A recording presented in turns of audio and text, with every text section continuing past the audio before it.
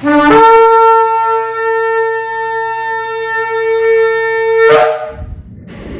Shalom, está la congregación Beit Tefila desde el sector Candelaria en Arecibo. Esta que le habla es la Roa y la doctora Maritza Rivera. Hoy comenzamos con otra parashá, la parashá número 40, la parashá Balak. Esta parashá significa devastador. Encontramos esta parashá en el libro de Números, Bamidbar, capítulo 22, versículo 2, hasta el capítulo 25 y versículo 9. Es una parashá que, aunque pensamos que son pocos capítulos, pero tiene mucho material del cual nosotros, ¿verdad?, podemos sacarle bastante información y aprender de ella. Hacemos una introducción sobre lo que hablan estos capítulos y dice que Balak, el rey de Moab, cita al profeta Bilam para maldecir al pueblo de Israel. En el camino, Bilam es golpeado por su asno, que ve el maná de Elohim, que lo envía para detenerlos antes que Bilam vaya a maldecir. 3 veces desde 3 diferentes lugares, Bilam intenta pronunciar sus maldiciones. En cambio, cada una de las veces pronuncia bendiciones. Bilam también profetiza sobre el final de los días y la venida del Mashiach. Y el pueblo cae ante la seducción de las hijas de Moab y son persuadidos a idolatrar al ídolo moabita Peor.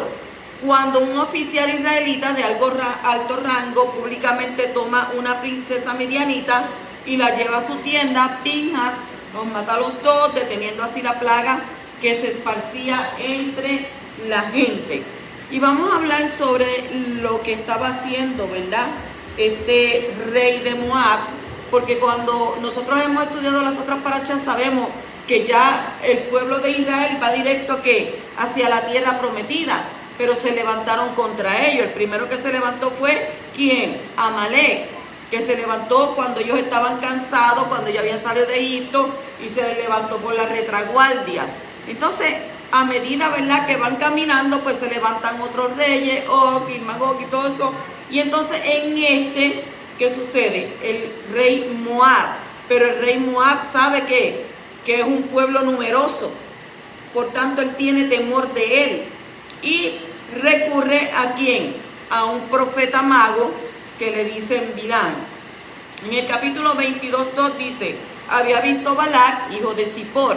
Cuando dice esto es que hasta ahora la Torá nos había relatado todas las vicisitudes que vivió el pueblo de Israel durante su travesía por el desierto hasta alcanzar una tierra habitada, y específicamente la comarca donde habría de morir Moshe, profeta de Elohim. Continuamos en el capítulo 22:3, donde dice: entonces Moab tuvo mucho temor a causa del pueblo, porque eran muchos, y Moab tuvo miedo ante los hijos de Israel. Debido a las predicciones de Balak, Moab sintió terror por el pueblo israelita. Balak no tenía motivos para infundir en los moabitas el terror por el pueblo israelita. No ordenó a su pueblo hacer cosa alguna para contrarrestar la supuesta amenaza presentada por los israelitas. Los israelitas estaban haciendo que ellos eran inocentes. Toda esa película se la estaba haciendo él en su cabeza. Entonces, el hecho es que no pudo contenerse e innecesariamente él infundió terror en su pueblo. Y Moshe, por su parte, efectivamente, él temía al rey Og, pero él no lo reveló, no le reveló su temor al pueblo israelita. Él no le dijo al pueblo: mira, ay, tenemos miedo, no podemos cruzar allá. No, él se quedó callado. O sea que él comprendió que tenía que refrenarse de hacer cualquier cosa que debilitara el ánimo del pueblo, y reforzó en cambio su propia moral interna, y gracias a su actitud, y que fue una actitud positiva, y su firme confianza en Yahweh, logró preservar la autoimagen del pueblo israelita y el orgullo por su misión divina. Moshe sabía que es posible ganar la eficaz intervención de Yahweh en nuestra vida cuando confiamos en que Él la proveerá. Entonces, Moshe pautó así el valiente comportamiento de todos los líderes israelitas que habrían de sucederle. Entonces, en una u otra medida, todos somos líderes, ya sea en el contexto de nuestro trabajo, nuestra familia, nuestro círculo de amigos. Debemos entonces, por lo tanto, aprender del ejemplo de Moshe y ocuparnos activamente de fomentar en los demás el optimismo y la confianza en la misión divina y no lo opuesto, como hizo Balac. Moshe infundió ¿qué? Confianza. ¿Y qué infundió Balac? Temor. Continuamos en el 25:5, donde dice: a la tierra de los hijos de su pueblo. Según Devarim 23:7, pueblo de Bilán, situado en Mesopotamia. Y luego continúa ese mismo texto diciendo la vista de la tierra. Esto es una expresión figurativa, queriendo expresar lo numeroso que era el pueblo de Israel a los ojos de Balac. O sea, él veía como que era un pueblo inmenso, como que era un pueblo grande, como que era un pueblo que los iba a arropar. Pero ¿quién fue el que le infundó ese temor a él? El poderoso. Abba fue el que le infundió ese temor. Entonces dice en el 22:6: ven ahora, te ruego, y maldíceme a este pueblo, porque este es demasiado poderoso para mí. Quizá pueda derrotarlo y echarlos de la tierra. Pero yo sé que a quien tú bendices es bendecido, y a quien tú maldices es maldecido. ¿Qué cosa es uno, verdad, depender de un hombre o esperar en un hombre antes que en el Creador? ¿Por qué? Porque Balac quiso derrotar y echar a Israel de la tierra, pero como había mostrado su poder militar contra los pueblos de los dos gigantes, ahora entonces ¿qué era? Acudió a la brujería. O sea, la estrategia del enemigo es triple. Número 1, usar la fuerza militar y física para obligarlos a someterlos. Número 2, usar la magia, la fuerza espiritual y psicológica para dominarnos. Usar nuestras pasiones y atraernos al pecado con comida y sexo y destruirnos desde dentro con las costumbres e ideas de las religiones gentiles. O sea que en este caso no hubo éxito con los dos primeros, pero en el tercer punto cayó Israel. En el primer punto, la fuerza militar y la física no los obligó. Y la segunda, la magia y la fuerza espiritual y psicológica tampoco. Pero, ¿qué utilizó ahí en el tercer punto? Los atrajo ¿con qué? Con pasiones, con comidas, con sexo. Y así fue desde adentro que los pudo destruir. Capítulo 22:11 dice: mira, el pueblo que salió de Egipto cubre la faz de la tierra. Ven ahora, maldícemelos. Quizás yo pueda pelear contra ellos y expulsarlos. Y Elohim dijo a Balaam: no vayas con ellos, no maldecirás al pueblo porque es bendito. ¿Se puede maldecir a un pueblo bendecido? Ser expulsado de la tierra es una maldición. La palabra hebrea que ha sido traducida como expulsar es garash. Y el significado de esta palabra es ser expulsado de una posesión, expatriado y divorciado. O sea que el Creador expulsó garash a Adán y a Jabá del huerto del Edén. Y también expulsó garash a Caín de la tierra. Y la misma palabra es usada para una mujer divorciada, grusha. Y la expulsión de Israel de Egipto. La expulsión del pueblo del pacto de la tierra prometida constituye una maldición tanto para el pueblo como para la tierra. Usted sabe que la tierra fue maldita a causa de ¿qué? Del pecado al principio. Entonces, cuando el pueblo del pacto vive fuera de la tierra de Israel, es porque le ha alcanzado la maldición. Y también la tierra experimenta una maldición cuando el pueblo del pacto no vive allí. O sea que la tierra de Israel ha sido un desierto durante todo el tiempo en que la gran mayoría del pueblo judío haya vivido fuera de ella. Ningún otro pueblo puede hacer florecer la tierra de Israel. Cuando otros pueblos plantan en la tierra prometida, no da fruto. Pero los árabes no pueden cultivar en Israel porque no les produce. Solo el pueblo del pacto puede hacer florecer la tierra del pacto. Y hemos visto, ¿verdad?, cómo dice que en los desiertos han pasado, ¿qué? Ríos de la nada. Entonces, el Talmud nos enseña que la señal más importante para saber si la redención final está llegando es cuando los árboles de la tierra de Israel produzcan fruto. según lo que está escrito en el libro de Ezequiel, capítulo 36, versículo 8, dice: pero vosotros, montes de Israel, echaréis vuestras ramas y produciréis vuestro fruto para mi pueblo Israel, porque pronto vendrán. O sea, los montes de Israel están floreciendo para el pueblo de Israel y solo producen fruto cuando hay judíos en la tierra. Lo que quería hacer el rey de Moab era era divorciar a Israel de su tierra. Para poder lograrlo, primeramente quiso lanzar palabras de maldición y luego hacer guerra contra ellos. Pero esto no se le dio. Y exactamente sucede lo mismo hoy. Los enemigos de Israel están intentando engañar a todo el mundo con palabras de maldición, utilizando los medios de comunicación, la influencia de políticos comprados por el petróleo, cuando luego hayan logrado volcar la opinión mundial en contra del Estado de Israel, y el resto de los judíos iniciarán la guerra para otra vez intentar de divorciar a los judíos de la tierra prometida. Pero ¿qué pasa con esto? No van a tener éxito, no tendrán éxito. ¿Por qué? Porque finalmente vendrá ¿quién? El Mashiach como león rugiente para defender a su pueblo y rescatar a los escogidos de entre las naciones que ansiosamente le esperan. Yo le espero. Entonces el sistema mundial no logrará maldecir y expulsar a los judíos otra vez. ¿Por qué? Porque el pueblo judío abandonará sus pecados cada vez más y se volverá a su Redentor, el Kadosh de Israel, y Él le responderá y los salvará. O sea, no maldigas a los judíos porque es un pueblo bendecido, y la bendición se volverá sobre los que lo hagan, porque lo dice la Escritura: bendeciré al que te bendiga, pero al que te maldiga, yo también lo maldeciré.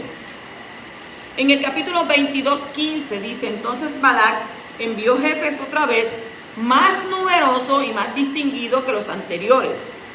¿Quién se inclina ante los honores del mundo? Porque la gente siempre busca, ¿verdad?, que lo estén ovacionando, que lo estén observando, que le estén diciendo, ¿verdad?, cosas, oh, wow, mira esto, aquello. Un rabino temeroso del cielo, le voy a hacer una anécdota, dice que estaba a punto de morir. Y sus discípulos, que se habían reunido para despedirse de él, le preguntaron cuál era su último deseo antes de partir de este mundo. ¿Y sabe lo que él contestó? Que tengáis el mismo temor del cielo que ahora tenéis de los hombres, contestó el rabino. Entonces sus discípulos se asombraron y dijeron: ¿no quieres decir que deberíamos tener más temor del cielo que de los hombres? Si lográis llegar, le dijo él, al nivel de tener el mismo temor del cielo que de los hombres, van a estar muy contentos. O sea, el temor del cielo es uno de los ingredientes más importantes que el hombre tiene que tener para hacer las cosas bien en la vida. Cuando el temor de los hombres es superior al temor del Creador, estaremos sirviendo entonces a los hombres en lugar de a Yahweh, y es un tipo de idolatría. Y eso se ve mucho en los trabajos, ¿verdad? Donde quieren venir a poner al jefe como que lo más grande, al faraón. Pero no es así, lo estás idolatrando. Lo que es un poco de más es idolatría. Entonces, si nuestro deseo de ser aceptado por los hombres es superior que nuestro deseo de ser aceptado por el Shammai, entonces tenemos nuestras prioridades invertidas. ¿Por qué? Porque si buscamos ser honrados y premiados por los que son considerados importantes en este mundo, estamos desviados del propósito de nuestras vidas. Si sentimos que no somos nadie sin tener un título académico, entonces no entendemos los principios del reino de los Shammai. Bilán empezó siendo ¿qué? Un profeta. ¿Y cómo terminó? Como vidente. Empezó con temor del Shammai y terminó buscando los honores de los hombres. O sea, empezó sirviéndole al Creador y murió por la espada de los Kadoshim por haber introducido la fornicación y la idolatría en Israel. Por tanto, no procures ser algo en este mundo, procura hacer algo en los ojos del Creador. No te inclines ante honores y dinero. ¿Por qué? Porque eso va a pervertir tu alma. Debemos ser muy cuidadosos con esto y guardar nuestra alma de la destrucción. Y es más, deberíamos de orar delante de Él y decirle: Padre Celestial, pon tu temor en mi corazón para que no peque contra ti. Guarda mi alma para no caer en la fama y la honra de los hombres. Sé tú siempre el primero en mi vida. Ayúdame a no serte infiel en ninguna área y en ningún momento de mi vida. Bendito seas tú, Yahweh, que tú eres el temible, eres el honrado, eres nuestro Elohim por siempre. Eso es lo que deberíamos de tener en nuestro corazón. Temor al poderoso, que eres el único que tiene el control y eres el único que da y quita, pone y mueve, ¿verdad que sí? Yahweh puede ponerte donde sea, y cuando Él dice te voy a quitar, de ahí te quita. Te voy a regalar esto, pero cuando Él quiera, por ser infiel, te lo quita. Continuando en el capítulo 22, 18 dice: no puedo transgredir. A pesar suyo reveló que no era independiente, o sea, Bilán entendía, y que además no podía neutralizar las bendiciones que ha recibido el pueblo de Israel a través de sus patriarcas por mandato de la divinidad. O sea, él no, vete maldice, no, porque yo no puedo quitar las bendiciones. Si Yahweh te bendice, nadie te puede maldecir. Nadie te puede quitar lo que Yahweh te ha dado. Porque solamente viene de ¿qué? Viene de su mano. Y en 22:20 dice solamente la palabra. Bilán puede ir con los hombres de Balac, pero estará ¿qué? Compulsado por Yahweh a pronunciar las palabras que Él ponga en su boca. Y a pesar de ello, Bilán se encamina con los hombres porque él pensó: tal vez yo pueda seducirlo y acepte mi intención. A Yahweh nadie le puede hacer cambiar de opinión. Cuando Yahweh da un decreto, eso es lo que se va a hacer. Y no podemos hacerle cambiar, a menos que usted se humille delante de la presencia para usted cambiar. Pero no cambiar de diente. ¿Ves? Porque siempre la gente en el momento más difícil, en el momento de la prueba: oh no, yo te prometo, yo voy a hacer. Y después que pasa de eso, ¿qué sucede? Se olvida. Eso pasa como que en los matrimonios, ¿verdad? Tienen una pelea y entonces, no te preocupes que yo no te vuelvo a decir esto, yo no te vuelvo a hablar así, yo no vuelvo a decir lo otro. Y entonces están pinches and cream. Una semana, 2 semanas, 3 semanas, hasta que llegue el mes. Y después del mes como que todo se me olvidó. ¡Ah, que tú te... Adiós, pero... Y tú no que tú ibas a cambiar. No, yo iba a cambiar de sintonía para otro canal. Y vuelven y ¿qué? Y vuelve y cae en lo mismo. Entonces, ¿qué tenemos que hacer nosotros cuando nosotros damos nuestra palabra? Es cumplirla. Porque dice la Escritura que vuestro sí sea sí, vuestro no sea no. Si tú prometes algo, cúmplelo. No por el momento. Entonces, Yahweh no puede ser ¿qué? Seducido. ¿Para qué? Para que maldiga a su propio pueblo. Estaba bien equivocado Bilán. En el capítulo 22 dice: pero Yahweh se airó porque él iba, y el malak de Yahweh se puso en el camino como un adversario contra él, e iba montado sobre su asna y sus 2 sirvientes con él. Aquí parece haber una contradicción. Primero Yahweh le dice a Bilán que vaya con ellos, y luego se aira con él cuando él va. Entonces, ¿cómo nosotros vamos a entender esto? Uno se lo tiene que preguntar, ¿verdad? A Dios, pero primero le dice que sí y después le dice que no. Se molesta. En primer lugar, vemos que cuando un malvado se obstina en querer algo en contra de la voluntad de Yahweh, él se lo permite. Él hace su voluntad perfecta, pero en otras hace ¿qué? Permisible. En el versículo 12, Yahweh le dijo que no fuera. Y en el versículo 20 le permite ir. Y luego se enfada con él por haber ¿qué? Ido, según el versículo 22. Entonces, la ira de Yahweh contra Bilán fue por causa del motivo por el cual se fue. Porque, ¿cuál era su deseo? Su deseo era ser pagado y honrado ante las autoridades por su profecía. Y eso era una locura. Entonces, hay del que quiere sacar beneficio económico personal de los dones espirituales que ha recibido del Creador. O sea, Yahweh te dio un don de sanidad. Tú puedes orar por la persona y la persona quedar sana. Son 500. Eso no es lo que dice la Escritura. Y eso es lo que se está comercializándose mucho hoy. O sea, hay del que quiere sacar beneficio. ¿Qué nos enseña este texto?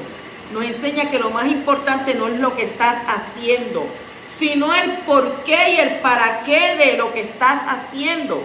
La palabra hebrea que ha sido traducida como adversario es Satán. Satán. Y esto no significa que fue un ángel enviado por el adversario, sino un malach que se oponía contra Bilán. Y esto nos enseña que la palabra Satán significa adversario, alguien que se opone y alguien que trabaja en contra de otra persona. Ay, ay, ay. ¿Qué usted está diciendo? ¿Usted entendió bien lo que yo acabo de decir? Nos enseña que la palabra Satán significa adversario. Y un adversario es alguien que se opone y que trabaja en contra de otra persona. Así que no nos seamos adversarios. La expresión el ángel de Yahweh, el malach de Yahweh, es mencionada aquí en este pasaje 10 veces. 10 veces. En el capítulo 22, 32 dice, y el malach de Yahweh le dijo, ¿por qué has golpeado a tu asna estas 3 veces? Mira, yo he salido como adversario porque tu camino me era contrario. Lo primero que el malach le dijo a Bilán fue, ¿por qué has golpeado a tu asna? Le reprendió por haber tratado mal a su animal. ¿Y qué nos enseña esto? Nos enseña acerca de la importancia de tratar bien a los animales. El maltrato de los animales es notado en el mundo espiritual. El hombre fue puesto en el huerto del Edén, ¿para qué? Para cuidarlo. Y ese trabajo incluye también el cuidado de los animales, como está escrito en Proverbios 12:10. El justo se preocupa de la vida de su ganado, pero las entrañas de los impíos son crueles. Usted sabe que en el huerto del Edén el poderoso hizo los animales. ¿Y qué le dijo a Adán? ¿Qué tenía que hacer él? Ponerle nombre. Ponerle nombre. Entonces Abba nos dijo, maltrátalo.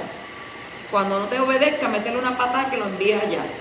Si el pejo te ladra mucho, métele un cantazo en el hocico para que se calle. Usted sabe que cuando los animales se ponen ansiosos, es porque presienten algo. Cuando usted ve que un perro está ladra, porque ellos ven cosas espirituales también. Ellos los pueden ver. Y a veces nosotros decimos, pero ¿cómo va a ver este perro? Es así. O sea que entonces nosotros tenemos que ser ¿qué? Si usted dice que es una persona buena, una persona humilde, usted tiene que ser buena y humilde hasta con los animales. Hasta con los animales. Continuamos en el capítulo 22, 34. Dice, dijo Bilán al emisario de Yahweh, he errado. Nuestros sabios interpretan que a cualquier persona que tras haber errado admite su error vocalizado, o sea que lo dice, ni siquiera el emisario de Elohim puede tocarlo o dañarlo. ¿Por qué? Porque dice que se ha arrepentido y lo está diciendo con su boca. En el 35 nos dice que el malach de Yahweh respondió a Bilán, ve con los hombres, pero hablará solo la palabra que yo te diga. Y Bilán se fue con los jefes de Balaam. Ya venía un problema, ¿verdad? Desde que todos los jefes de Balaam llegaron a la casa de él. Porque si desde un principio él sabía que Yahweh no quería que fuera a maldecir a su pueblo, él debió de haber obedecido y quedarse en su casa. Pero él siguió ¿qué? Insistiendo. ¿Insistiendo para qué? A ver si Yahweh, ¿verdad?, cambiaba de opinión. Pero que ya él le había dicho que ¿qué? Que no fuera. Entonces, otra vez Yahweh le dijo a través del malach que debía ir con esos hombres, pero le advirtió que hablara solo las cosas que él le dijera. Y las palabras que salen de una persona tienen mucha influencia en los aires. Por eso yo siempre les he dicho a ustedes que lo que usted hable se va ¿a dónde? Al universo. La Escritura nos dice a nosotros, lo que tú confesares con tu boca será hecho. Pero la gente, como tiene los pensamientos tan malvados, dice, pues que sea hecho que me gane la loto. Pero no se trata de eso. Se tratan de otras cosas, ¿ven? De otras cosas espirituales. Por eso Labán no podía hablar con Jacob, ni bueno ni malo, según Bereshit 31:24. Ni Bilhán no tenía permiso para hablar palabras propias. Nuestras palabras pueden hacer mucho daño. Hay gente que habla sin pensar. Hay gente que ellos son buenos en todo. Tú eres bueno, pero no hace más que abrir la boca y olvídate. Metiste las 4 y las 5. Pero es que no hay 5, sí, el jabo también. Porque las 4 y el jabo son 5. ¿Ves? Entonces, hay momentos cuando no tenemos permiso para decir nada. No todo el tiempo usted puede contestar y estar hablando. Hay momentos que es mejor uno que callar. Y hay un dicho que dice, es mejor la palabra que no se dice que la que se dice. No siempre tenemos la razón.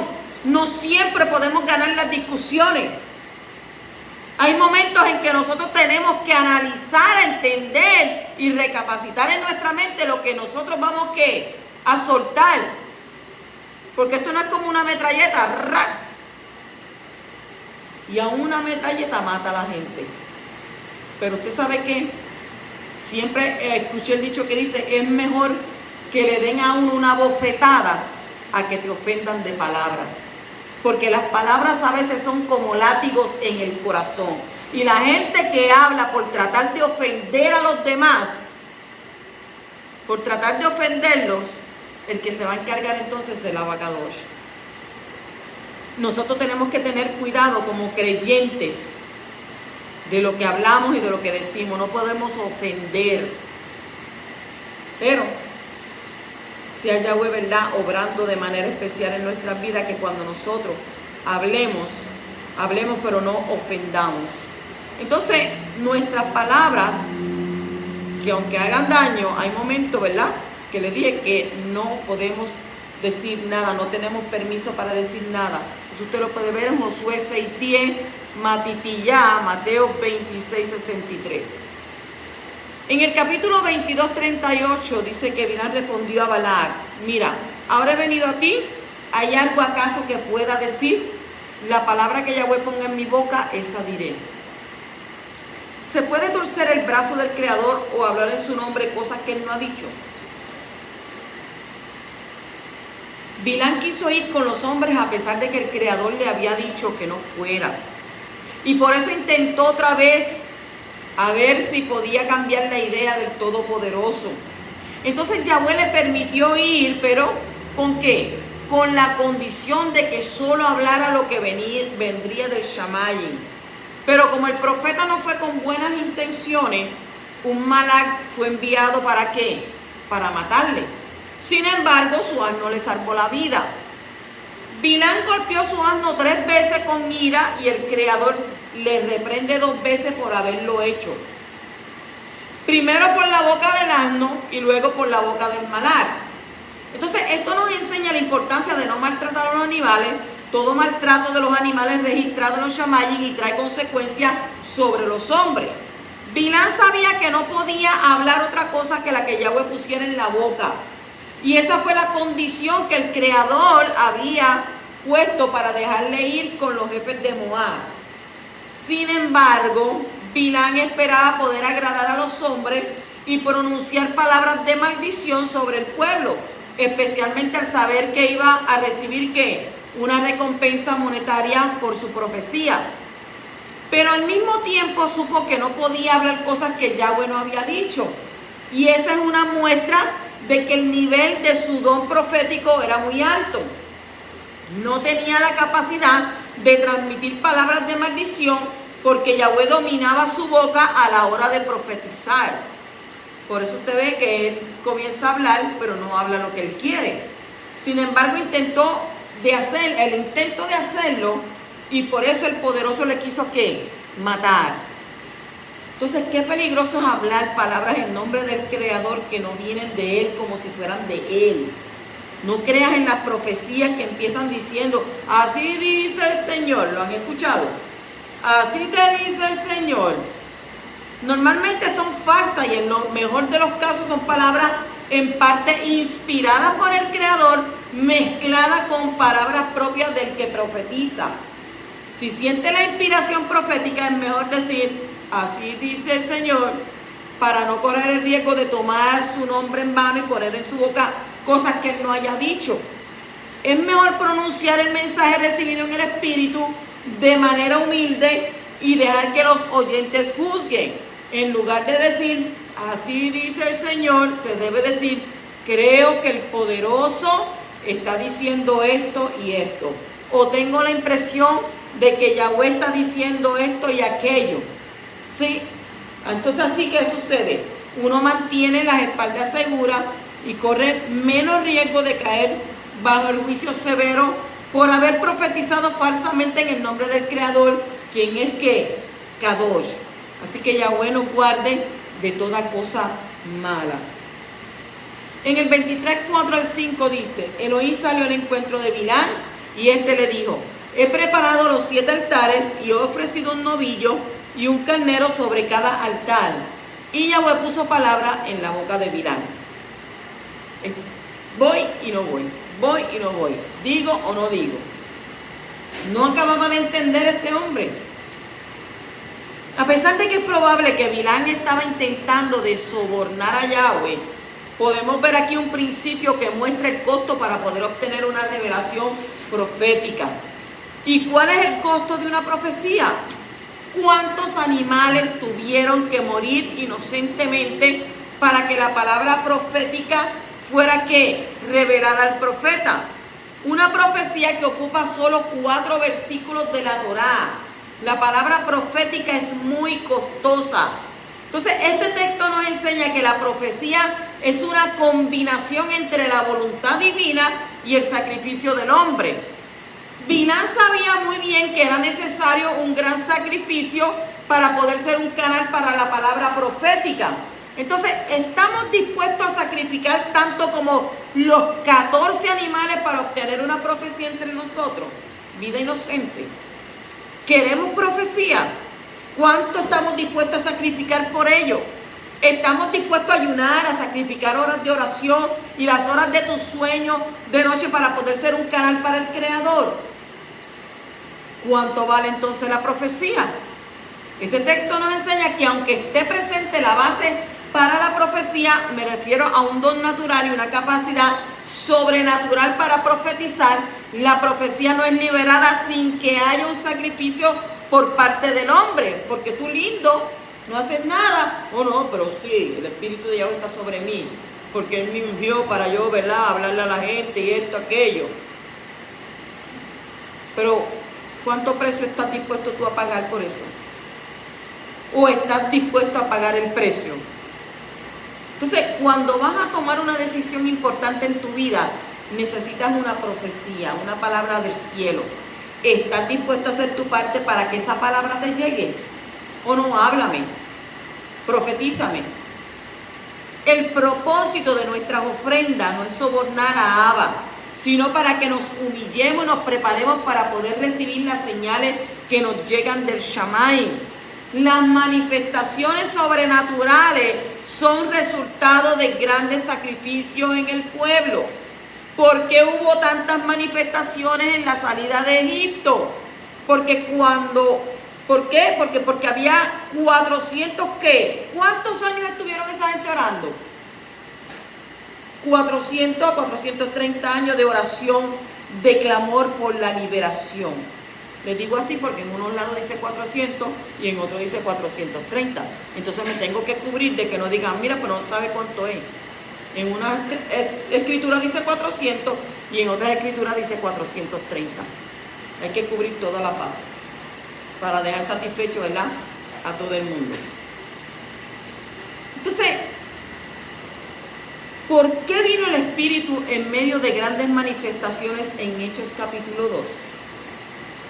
Por los 10 días de ayuno y oración que la comunidad estaba haciendo para prepararse para el día de Shavuot.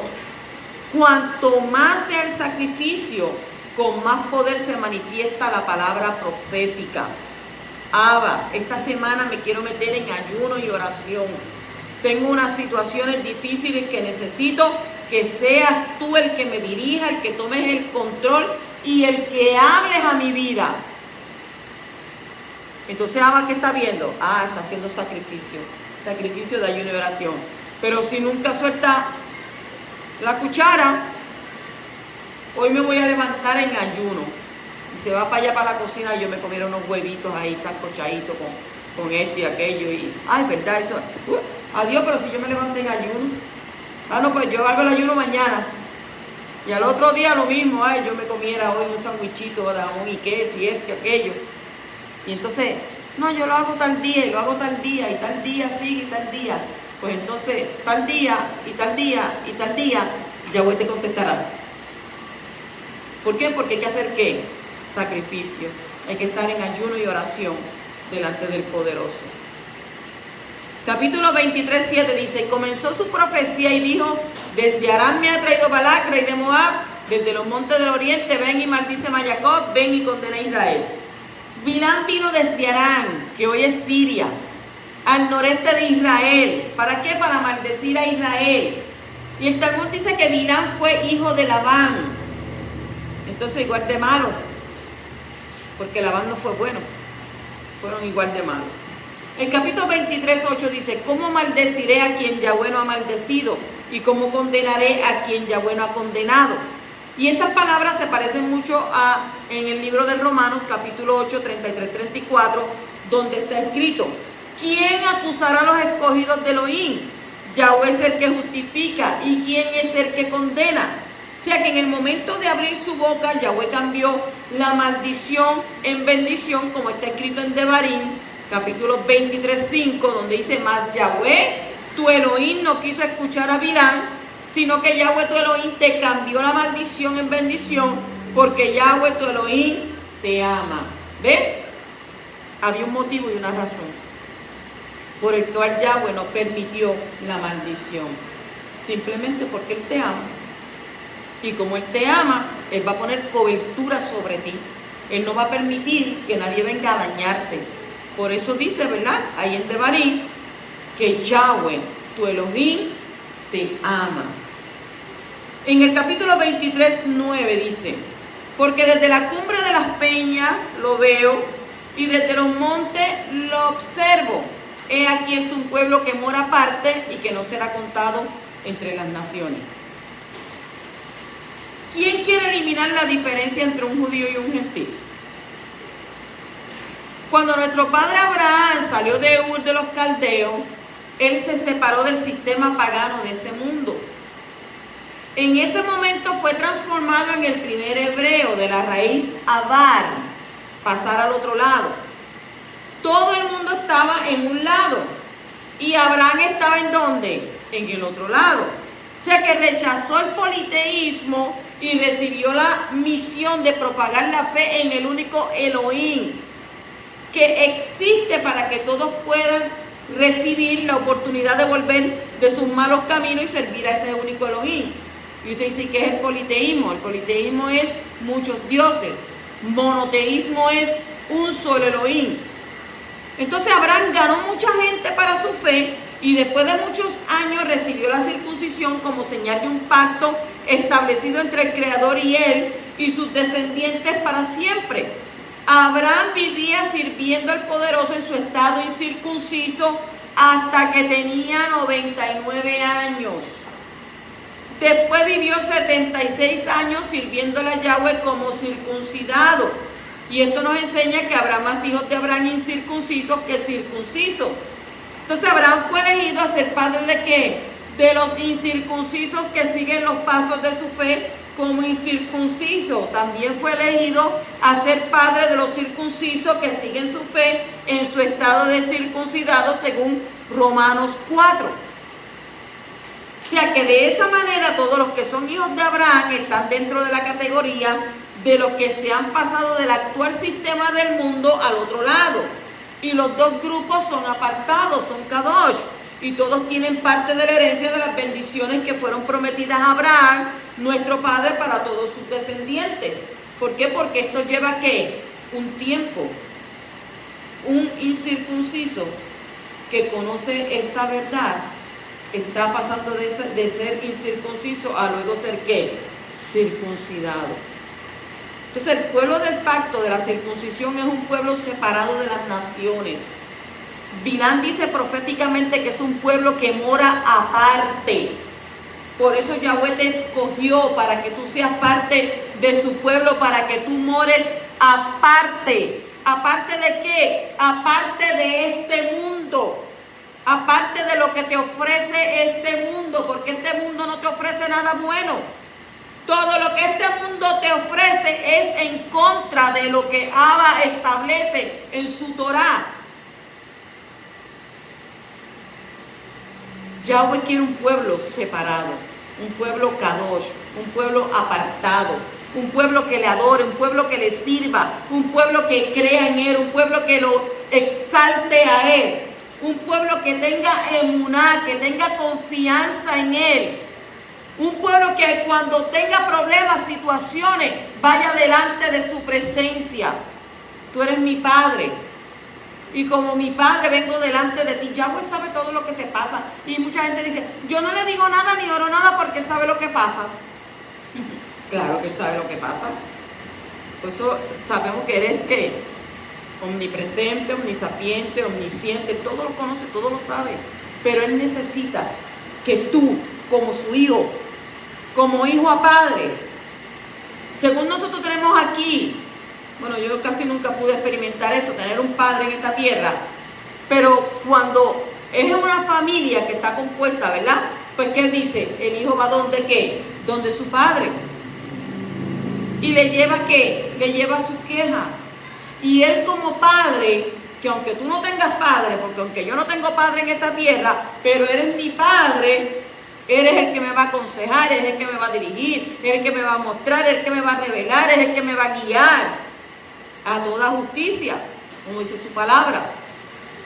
Pues entonces nosotros tenemos que ir ¿de qué? Delante de su presencia y hablar con Él. Entonces, el pueblo del pacto de la circuncisión, como dice, es un pueblo separado de las demás naciones. Un pueblo que mora aparte. Es un pueblo que no sé qué, no se gentiliza con los demás. Es un pueblo que se mantiene kadosh.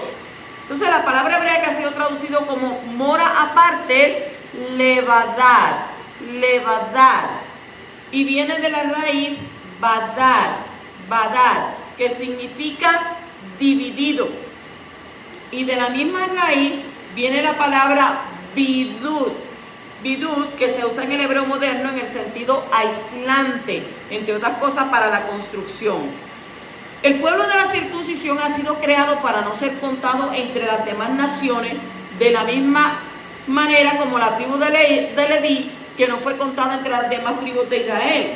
Son contados aparte porque son elegidos de manera específica para ser coanim a favor de los demás. La diferencia entre el pueblo yahudí y el resto de las naciones ha sido creada por el Creador y establecida en la Torá. O sea que el yahudí nace ¿para qué? Para sentirse separado, apartado de las demás naciones. Es su llamado y razón de ser. El día cuando el judío quiere ser como las demás naciones, pierde su razón de ser. La identidad de ser un pueblo diferente es tan fuerte en el judío que toda doctrina o práctica que atenta contra ella es inmediatamente rechazada y considerada como una amenaza contra la supervivencia del pueblo elegido. El movimiento secular entre los judíos modernos, donde está incluido el movimiento sionista no religioso, es una de las amenazas más considerables en contra, no solamente de la identidad judía, sino de la misma existencia del pueblo kadosh. Cuando el judío quiere ser como las demás naciones, rechazando su herencia religiosa y cultural, está amenazando su propia existencia y la de su pueblo. Sin embargo, la amenaza del secularismo judío no es la más fuerte ni la más peligrosa. Hay otra amenaza más importante, y es la amenaza de las ideologías y teologías que tienen sus raíces la idea de eliminar el llamado del judío. Una ideología que representa al judío como igual que los gentiles es un atentado contra la existencia judía. Una teología que enseña que ya no hay diferencia entre el judío y el gentil, que está destruyendo las bases para la existencia del pueblo escogido y separado de las demás naciones. No somos iguales que los gentiles. ¿Por qué? Porque nosotros éramos gentiles y fuimos ¿qué? Sacados de ahí para ser ¿qué? Injertados, como dice en Romanos 11. Entonces no podemos pretender hacer lo mismo. Nosotros fuimos ¿qué? Apartados para ser un pueblo que Kadosh, aparte. Entonces toda doctrina, por muy semita que parezca, que tiene como fin eliminar las marcas distintivas de la nación de Coanín o crear un pueblo que usurpa la identidad del pueblo del pacto sin querer reconocer y someterse a su liderazgo y cambia los fundamentos de su fe, es automáticamente rechazado por el judío. Por eso cuando usted va a hablarle a un judío, usted no le puede ir a hablar de Jesús. Ellos no conocen quién es Jesús. Pero si usted va y le habla de Yahshua, en su idioma, Yahshua, porque Yahshua es ¿qué? Yahweh es salvación. Entonces, ¿qué ellos van a hacer? Ah, pero te está hablando mi idioma. Está hablándome de alguien que salva. ¿Ves? Pero no podemos ir con otros nombres que gentilizados. Por lo tanto, la enseñanza que representa, o que presenta el Rab Shaul de Tarso, de que la pared de separación entre un pueblo y otro ha sido derribado en el Mashiach, tiene que ser bien entendida para no volverse una falsa doctrina que atenta contra la identidad exclusiva del judío frente a los escogidos de entre las naciones. No es la ley que ha sido eliminada ni las marcas distintivas de los judíos, sino la enemistad entre los dos que ha sido derrumbada y destruida por la muerte de Yahshua. Y esto no significa que la particularidad del judío haya desaparecido, ni que el escogido de entre las naciones pueda vivir como judío en todos los aspectos. El no judío que ha sido injertado en el olivo espiritual y recibido la ciudadanía celestial puede y debe aprender muchísimas cosas de los yahudí, hasta tal punto que los demás gentiles en muchas ocasiones no podrán ver la diferencia entre un judío y un escogido de entre las naciones. Pero el no judío puede asumir todas las cosas de los yahudí sin entrar en un pacto de la circuncisión. ¿Por qué? Porque al hacerlo eliminaría el papel del judío de ser un pueblo aparte entre los demás pueblos. El español que ha sido escogido de entre los pueblos es primeramente ciudadano ¿en dónde? En el Shammai. Al ser ¿qué? Escogido, junto con todo lo que esto implica de la Kadushá, de santidad y obediencia a los mandamientos de la Torá, que son para él, junto con la práctica de la cultura celestial que ha sido revelada al pueblo del pacto. Todo lo que ocurrió ahí en el desierto, cuando Moshe tuvo que construir el Mishkan, ¿de dónde vino? ¿De dónde vino eso? Porque Moshe lo pensó, se lo imaginó. Eso vino del Shammai. O sea que entonces todo eso que nosotros estamos siguiendo desde ahí, desde ese Mishkan, eso quiere decir que eso no vino del pueblo judío, sino que vino ¿de quién?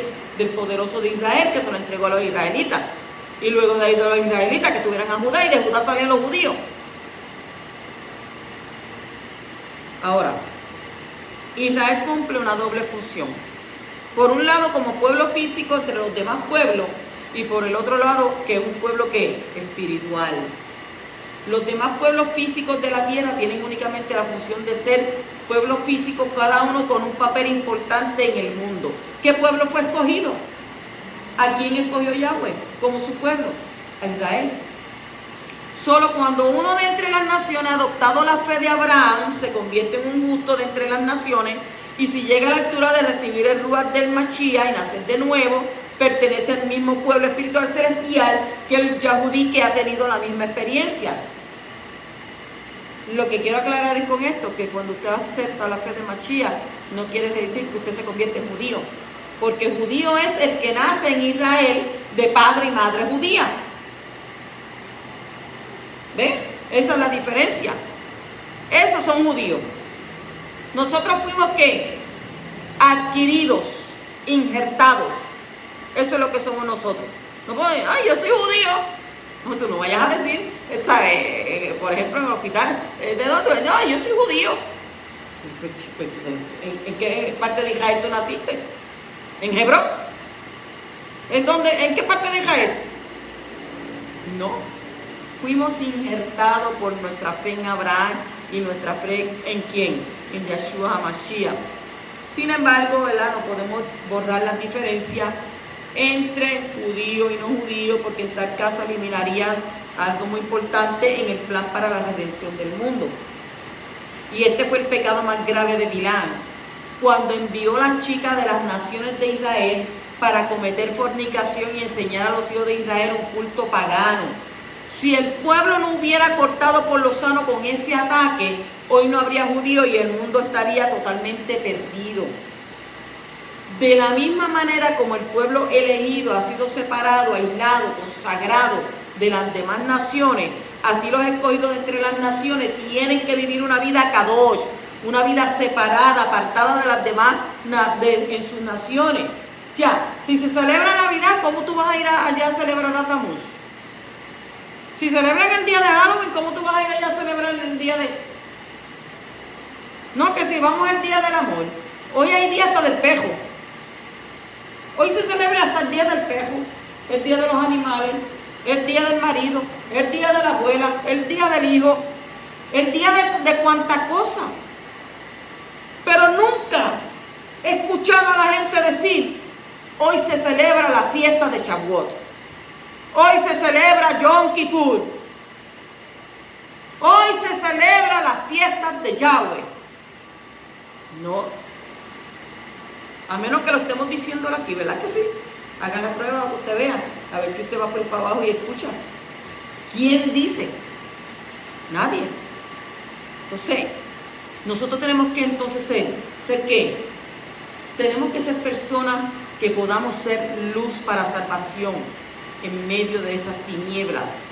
Así que Yahweh nos ayuda a no comportarnos como los que no son hijos de Abraham. En el capítulo 23:10 dice, ¿quién puede contar el polvo de Jacob o numerar la cuarta parte de Israel? Muera yo la muerte de los rectos y sea mi fin como el suyo. O sea, que Bilán deseó morir como los israelitas, pero murió como un impío, según el capítulo 31:8. El plan de Yahweh fue que él se uniera con ellos, pero se apartó y enseñó a los enemigos cómo hacer pecar a Israel. 23:19 dice, Yahweh no es hombre para que mienta, ni hijo de hombre para que se arrepienta. ¿Puede Yahweh ser un hombre o hijo de hombre? Este es uno de los textos más claros que afirman la verdad absoluta de que el Creador, el Todopoderoso, no es hombre ni hijo de hombre. Y he aquí 3 testigos más de la Escritura que afirman lo mismo. En Primera de Samuel, capítulo 15, versículo 29, que dice, también el esplendor de Israel no mentirá ni cambiará su propósito, porque él no es hombre para que cambie de propósito. En Job 9:32 dice, porque él no es hombre como yo para que le responda, para que juntos vengamos a juicio. Y continúa en Osha 11:9, no ejecutaré el furor de mi ira, no volveré a destruir Efraín, porque yo soy Elohim y no hombre, el Kadosh en medio de ti, y no vendré con furor. Ven que hasta él mismo lo dice, él no es hombre. Las Escrituras no pueden mentir ni fallar, y el Creador no puede contradecirse a sí mismo ni cambiar de opinión. La creencia de que Yahweh se haya hecho hombre es causada por la confusión y por no entender que el término hebreo Elohim no solamente es aplicado sobre el Creador, sino también sobre sus delegados, ángeles y hombres. El estudio de las Escrituras a base de las traducciones da pie a muchas confusiones y malos entendidos. Y una de las más graves es creer que el Creador ha venido en carne y ha muerto y ha resucitado. El único que vino fue ¿quién? Su Hijo. La Torá afirma vez tras vez que el Todopoderoso no es hombre y por eso no puede ni nacer, ni morir, ni resucitar. Y pensar así de nuestro Abba es tener un concepto muy pequeño del Altísimo. El hecho de que Él pueda revelarse a través de un hombre es otra cosa. No estamos hablando de eso aquí, sino solo de que él no es ni puede ser ¿qué? Ni puede convertirse en un hombre, ni en hijo de hombre, ni ser el hijo del hombre, porque eres Elohim, eres Yahweh, eres único. ¿Cuántos lo creen así? Él envió a su hijo, pero lo envió como hombre. Pero no fue que él se metió en Yahshua y se vino y se nació. Eso es algo erróneo. Capítulo 23, 21 dice: Él no ha observado iniquidad en Jacob, ni ha visto malicia en Israel. Está en el Creador su Elohim, y el júbilo de un rey está en él. Esto es un resultado del perdón de los pecados, del becerro de oro, de las murmuraciones, la rebeldía y la desobediencia. El perdón andaba con Israel todo el tiempo, y ese perdón cubría los pecados de manera que no se veían desde arriba. Además, la sangre del Mashiach no solamente cubre el pecado para que no se vea desde el Shamayim, sino que lo quita definitivamente. Y esta cobertura, por causa del perdón, protegía a los hijos de Israel de los ataques del enemigo, y Bilán no pudo ver iniquidad en Israel. Y el enemigo no tenía argumento para acusar al pueblo. Y toda Rabá, gracias al perdón por medio de la sangre, Israel está ¿qué? Protegido. En el capítulo 23 dice: porque no hay agüero contra Jacob, ni hay adivinación contra Israel. A su tiempo se le dirá a Jacob y a Israel: ver lo que ha hecho Elohim. Este texto hebreo dice literalmente: no hay adivinación en Jacob.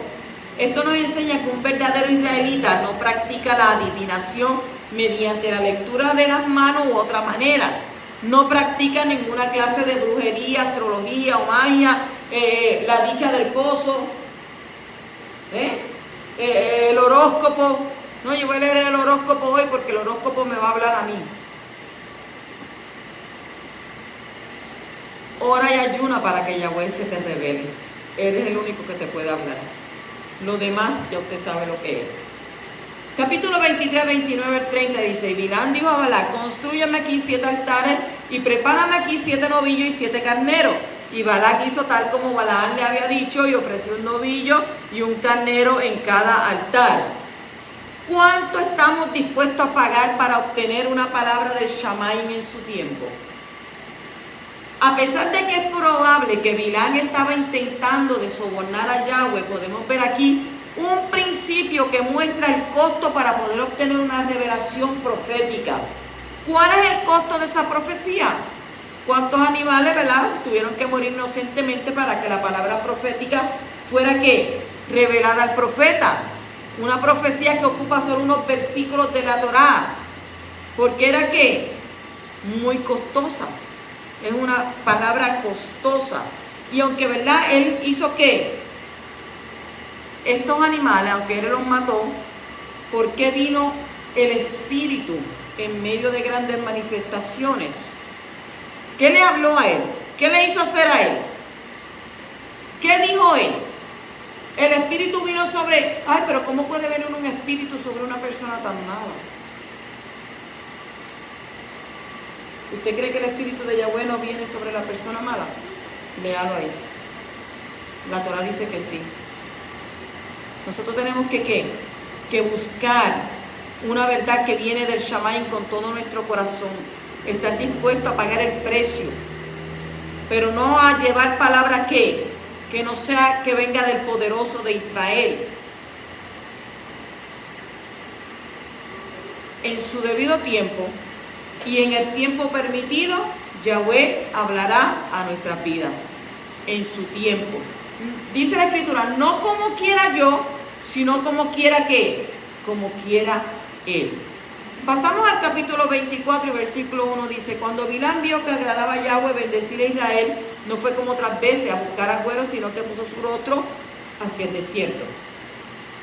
Es posible que volteó su rostro hacia el desierto para sacar a la memoria el pecado con el becerro de oro que fue cometido allí, y el Talmud traduce que hacia el becerro que Israel había adorado en el desierto.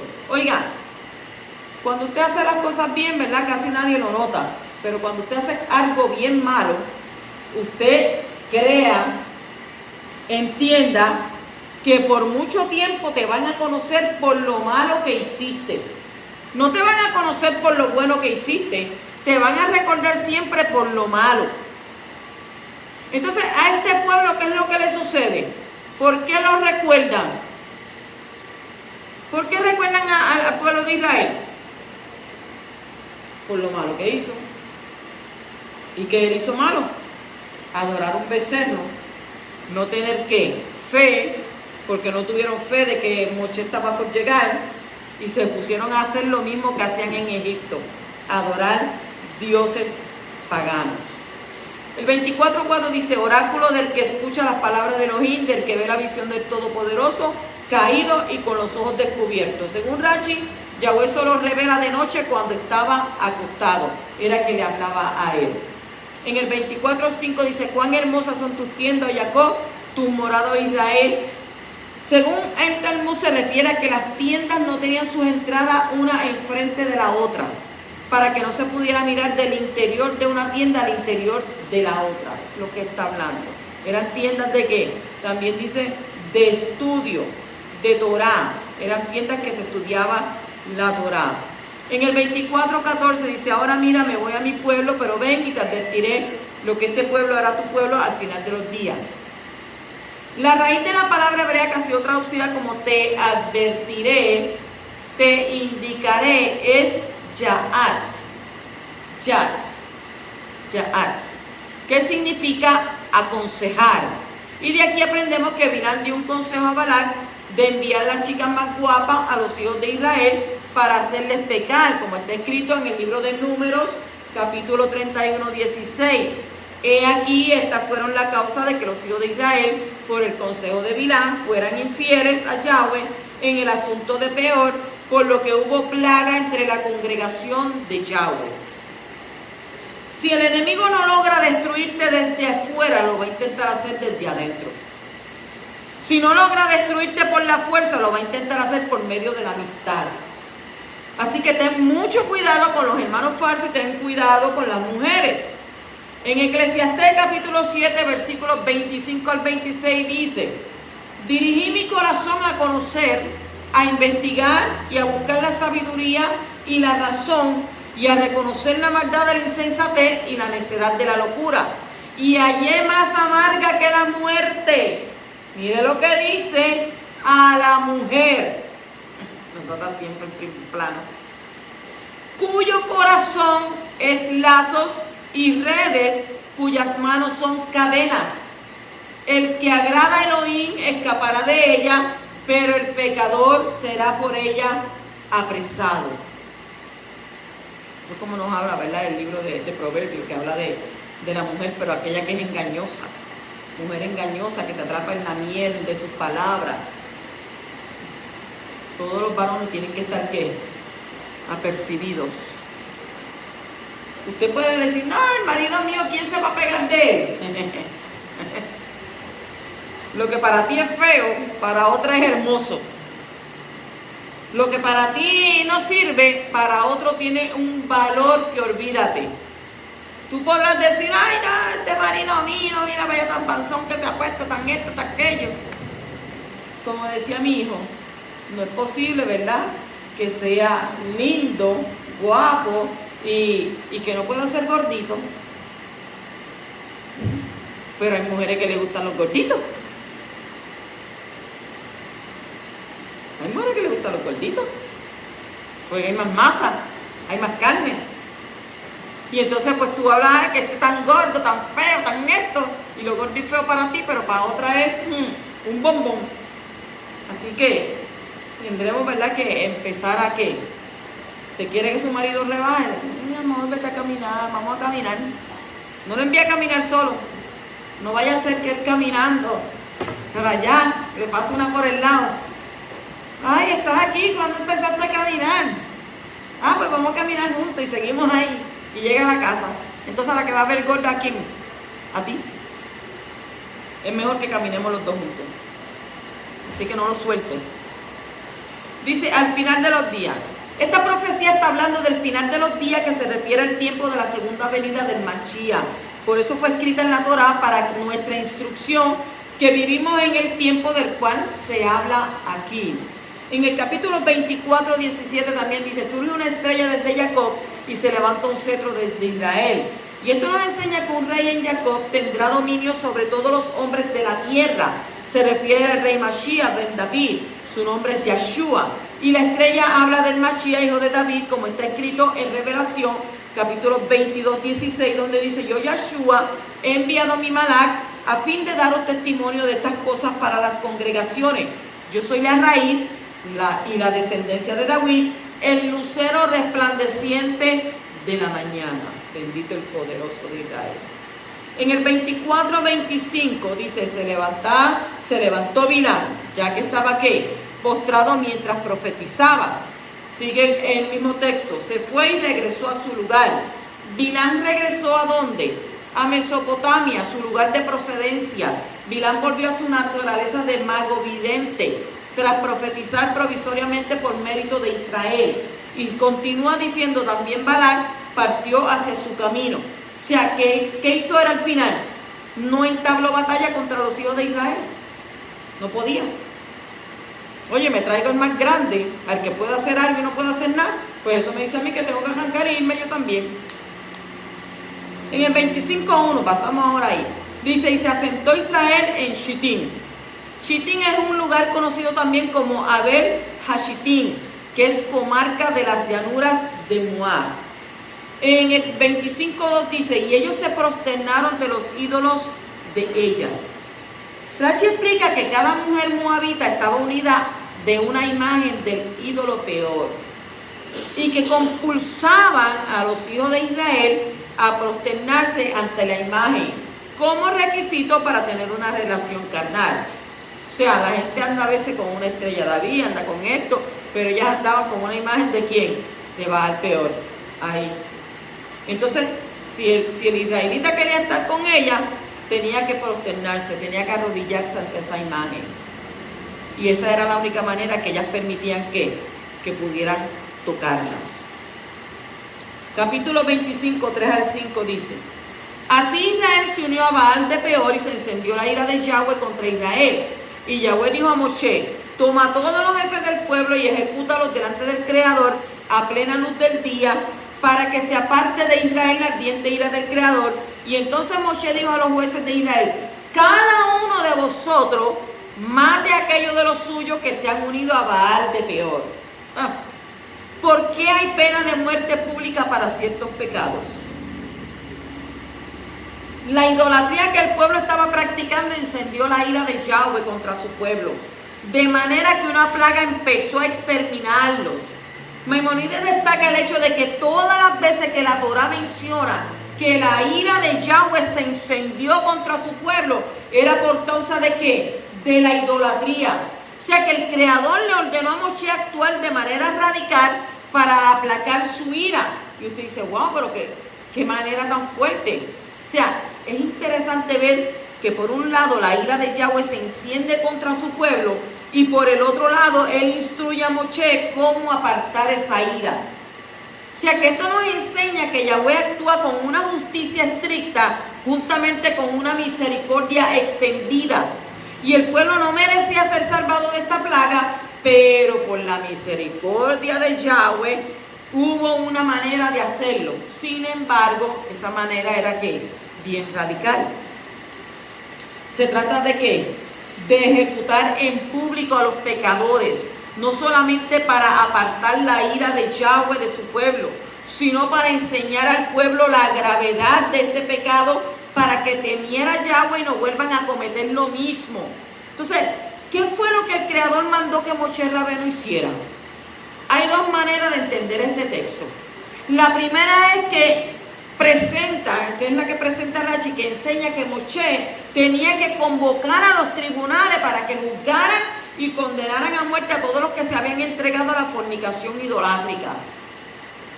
Y la otra explicación es que Yahweh mandó a ejecutar a los jefes del pueblo que adoraban a Baal Peor delante de todos, para que todos vieran la gravedad del pecado. O sea que los líderes que se entregan al pecado son los primeros que tienen que ser juzgados, no el pueblo. Y si un líder comete un pecado en público, debe ser juzgado en público para que el pueblo aprenda a temer las consecuencias del pecado y a temerle a Yahweh. Y en todo caso, el pecado de fornicación y de idolatría trajo graves consecuencias sobre el pueblo. Y el 4% de la población contada murió. 1 de cada 25. Murieron 24,000 personas. Wow. Sí. Por esto hay dos amonestaciones fuertes en las escrituras mesiánicas de huir de estos dos pecados muy graves. La número 1 es en 1 Corintios 6:18, donde dice huir de la fornicación. Y en 1 Corintios 10:14 también nos dice, por tanto, amados míos, huid de la idolatría. Que el Creador, nuestro Abacadosh, que es bueno, ponga temor en nuestros corazones para que no pequemos contra Él y no seamos malos ejemplos para el pueblo Kadosh. Shabbat Shalom.